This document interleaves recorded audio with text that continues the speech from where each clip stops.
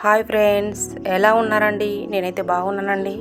మీరైతే ఎలా ఉన్నారో నాకు కామెంట్ సెక్షన్లో కామెంట్ చేయండి.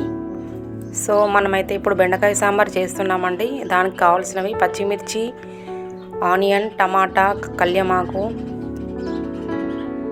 వెల్లుల్లి. సో ముందుగా మనమైతే ప్యాన్ తీసుకొని అందులో ఆవాలు, జీలకర్ర వేసిన తర్వాత అవి దూరగా వేయించిన తర్వాత పచ్చిమిర్చి, ఆ తర్వాత ఆనియన్స్ వేయించిన తర్వాత అందులో వెల్లుల్లి, కాస్త కల్యమాకు వేయాలండి. ఆ తర్వాత టమాటాలు తీసుకొని టమాటాలు వేసుకోవాలండి.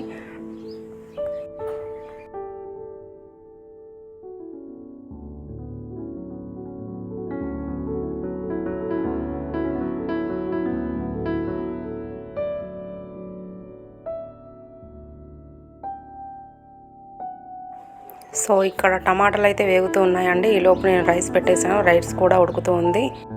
సో ఇప్పుడు కాస్తంత పసుపు వేసానండి. అవి దూరగా వేయించిన తర్వాత బెండకాయలు వేస్తున్నానండి. బెండకాయని వేసిన తర్వాత ఒక 1 మినిట్ పాటు నూనెలో ఉడికించుకోవాలండి చాలాసేపు. అలా అయితేనే బెండకాయ సాంబార్కి చాలా టేస్ట్ వస్తుందండి. ఇలా అడగంటకుండా కలుపుతూ ఉండాలి. ఈ లోపైతే రైస్ అయిపోయిందండి నాది. నెక్స్ట్ బెండకాయలు వేగిన తర్వాత కొద్దిగా సాల్ట్ వేసుకున్నానండి. సాల్ట్ వేస్తే బెండకాయ త్వరగా ఉడికిపోతుంది. ఆ తర్వాత నానబెట్టుకున్న చింతపండు రసం వేసుకోవాలండి. ఆ తర్వాత పైనుండి కాస్త కారము, ఆ తర్వాత కొద్దిగా సాల్ట్ 2 స్పూన్లు వేసానండి. సాల్ట్ వేసిన తర్వాత ధనియా పౌడర్ వేసుకున్నానండి. ఆ తర్వాత కాస్త జీలకర్ర పౌడర్, తర్వాత మెంతి పౌడర్, అలాగే కాస్త నువ్వుల పౌడర్ వేసుకున్నానండి. ఈలోపు మనకు సాంబార్ పలుచగా ఉండకుండా మనకు చిక్కగా రావాలండి.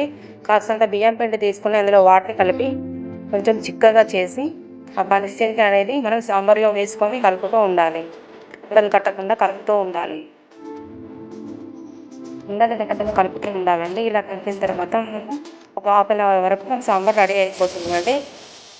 వేడి వేడి సాంబార్ రెడీ.